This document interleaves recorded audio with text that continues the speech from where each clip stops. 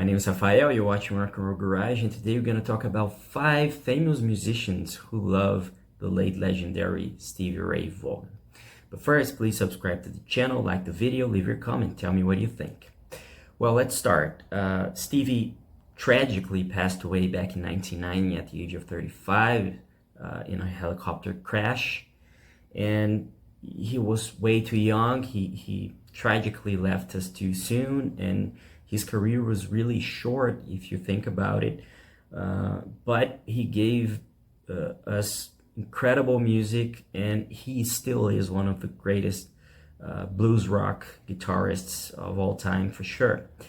And the first person on the list that we selected is the Queen co-founder and guitarist Brian May. He loves Stevie, and although he didn't have the chance to meet him, and he said Stevie was one of the people he certainly would like to have met during his career, he shared a snippet of a video that Stevie plays the guitar in an incredible way, and Brian shared that in his social media, and you're gonna see right here, and we're gonna read together what he said about Stevie Ray. This is what Brian May said. "Listen to those wonderful, juicy notes. This is a man to stand. This is the kind of guitar playing that melts me. Stevie Ray Vaughan lost in a world of his own. He allows his fingers to be a channel for the burning passions inside him. Like Jimi Hendrix, he effortlessly makes his guitar sing to us, speak to us of wonders beyond words, even with both hands behind his back." That's how Stevie was playing in the video Brian shared. So I so wish I had met our SRV, Stevie, but one of the favorite moments in my life was when one of his friends told me after he was gone that he liked my playing, but this man was truly one of guitar playing's greatest champions, an elemental monster. Check him out. That's what he said in his message. And Brian so is the first person on the list that we selected that loves Stevie Ray. We move to the next one, which is also another legendary guitarist, the co-founder of Aerosmith and the guitarist Joe Perry. And Joe, back in 2004, he listed to the Austin Chronicle, which is a Texan a newspaper. He said back in 2004, he listed some of his favorite Texan guitarists. And, you know, as you might know, Texas is quite known for its blues roots and all the incredible blues players that were born there, including Stevie Ray. He was born in Dallas. And this is what Joe Perry said about Stevie. He said, "Stevie was one of the few that really captured it for me. A lot of people can imitate the blues, but very few lived it. And it came out in his playing. I'm still stunned that Stevie Ray Vaughan isn't with us. I remember when I heard the news, I was in Barcelona, and it was just devastating, really devastating." That's what Joe said, and he said a few other times that he used guitarists like Stevie Ray as an example of how versatile they could be within one particular genre, and really reinvent things and come up with really interesting stuff. Then we move to the third one on the list. This is a little bit more obvious that you might expect to be here, and it is Eric Clapton, who became a dear friend of Stevie Ray Vaughan, and he still is a really close friend to Jimmie Vaughan, who is Stevie's older brother, who started to play the guitar first, became a professional musician first, and later on saw his brother become this worldwide respected and successful musician. And, you know, talking about Jimmie, for example, Jimmie Vaughan, whenever Clapton is touring in the United States, most of the times, at least in the recent years, it is Jimmie Vaughan who is opening his shows.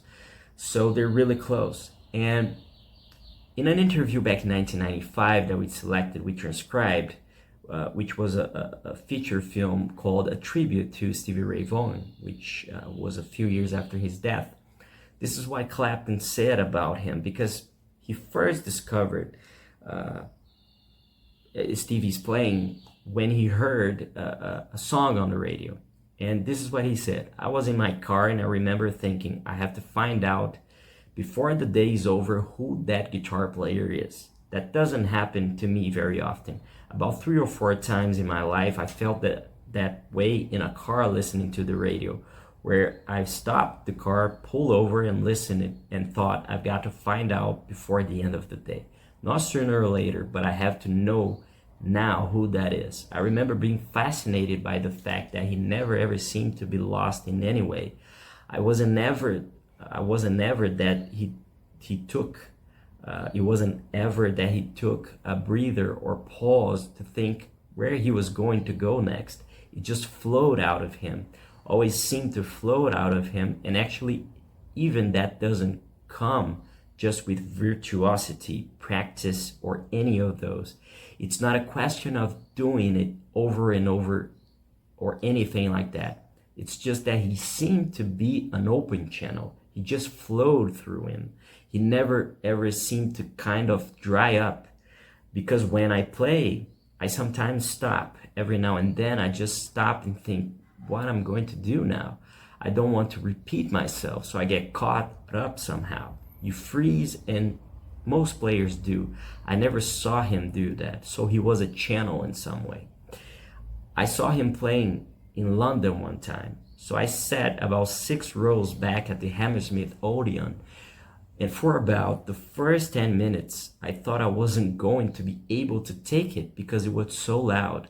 I thought, I can't take this, and actually got used to it. Within 20 minutes after that, I was used to it, and it was right. It got me, become all right.